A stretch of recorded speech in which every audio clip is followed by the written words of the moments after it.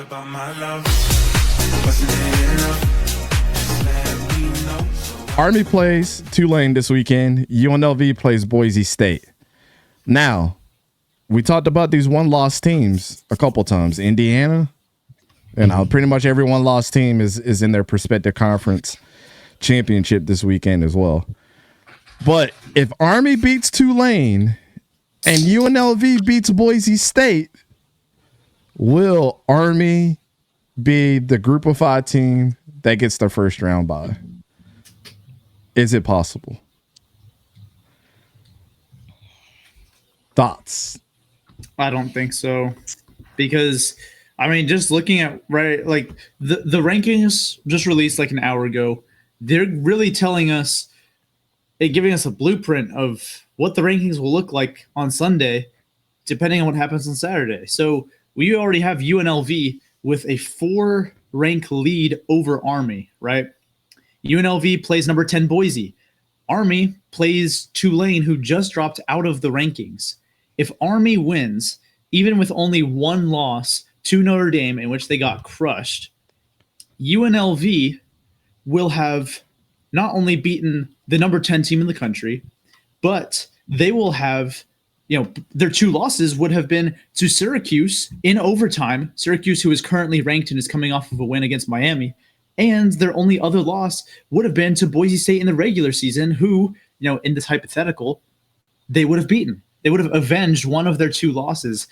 With the 4-rank lead over Army, and with them beating, in this hypothetical, a 10th ranked Boise State and Army beating an unranked Tulane, I don't see a scenario where if UNLV and Army both win, I don't see a scenario where Army jumps UNLV in the rankings. What do you think, Sor? Yeah, I gotta agree with Clay here. I don't think Army's gonna get it. If all this stuff happens, if UNLV wins and then if Army beats Tulane, because we look at it in the Mountain West, conference-wise, UNLV only has the 1 loss, and that is against Boise State. They're 10-2, so they would move to the same record of Boise State. They would have, they would be the Mountain West champion, so they would have that going for them. I just don't think that you can make that jump from Army at 24, beating Tulane, and then if UNLV beats them, they have the same conference record. They're the same Mountain, or not the same Mountain West. UNLV is then the Mountain West championship.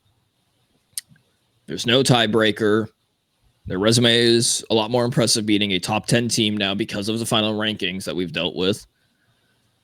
And also, not entirely sure, don't correct me if I'm wrong.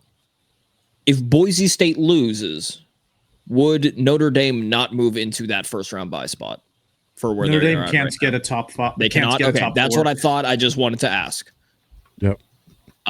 Technically, no, because they're not in the conference. So maybe after this year, they'll finally be in a conference. Well, technically, they could be number 5. Yeah, but they wouldn't get the first round bye. That was more so what they wouldn't get the first round bye, because remember it's only the conference winners. The top 5 conference winners, 4 of them get the first round bye. 1 of them is guaranteed to make the playoffs. Yeah, it's just confusing right now because Boise State's one of the top 4 right now. Yeah.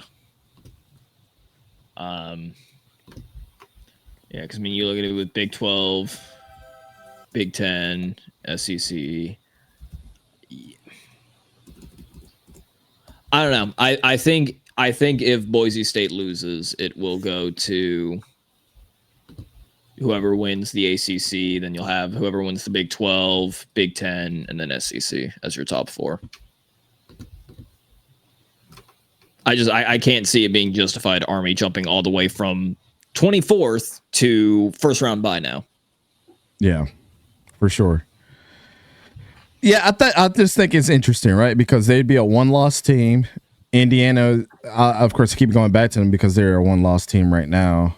And outside of everybody else, that would be a conference champion. Them, Oregon, SMU would be the only 1-loss team or higher after this week. That's his SMU. Considering if SMU wins right against Clemson, so it'd be Indiana, SMU, Army, and Oregon by record. If we went back to the computers in the 14 playoff, and we saying everything's based off a record, those would be the top 4 teams. Isn't that crazy? By record. So I don't know. It just makes it an interesting conversation. I don't think Army beats Tulane this weekend. I don't foresee that happening. I mean, what was your guys' picks for that game? Because I can't remember. I picked Tulane. I believe I also had Tulane.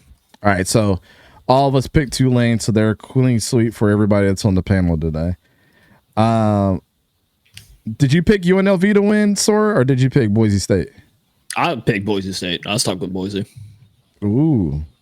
Okay, so we got some controversy. Why did you pick Boise? Because he's just been riding so high with Action Ginty. You think he's going to be able to carry them to victory? A little bit. I've been riding high with the entirety of the entirety of that team. They were one of my top 5 underrated teams. And at the beginning of the year, they were my Mountain West champions, and I'm still going to stick with that. Torque said, "Did y'all know SMU leads the nation in quarterback pressures on defense?" I did not. I did not. It's an interesting stat. Appreciate you pulling that one out your back pocket, sir. Mm-hmm. It's quite interesting. But to end this out, do you think it's a possibility Army could get a first round bye if everything goes in their favor? No. You absolutely think it's no possibility? Just with the rankings being the way they are today, I mean, they would have to blow out Tulane, and then UNLV would have to probably squeak by Boise. And I think that's the only scenario in which this could happen, because they have to jump they have to jump 4 spots, right? Mm-hmm. I think it's so. I guess sure, there's maybe an outside chance, but Army would have to beat Tulane by probably 30, and UNLV would probably have to win in overtime or something in an unconvincing fashion. I think that's the only way I see Army jumping into a first round bye, because they have to surpass UNLV. I think that's the only way that they can get a first round bye. Right.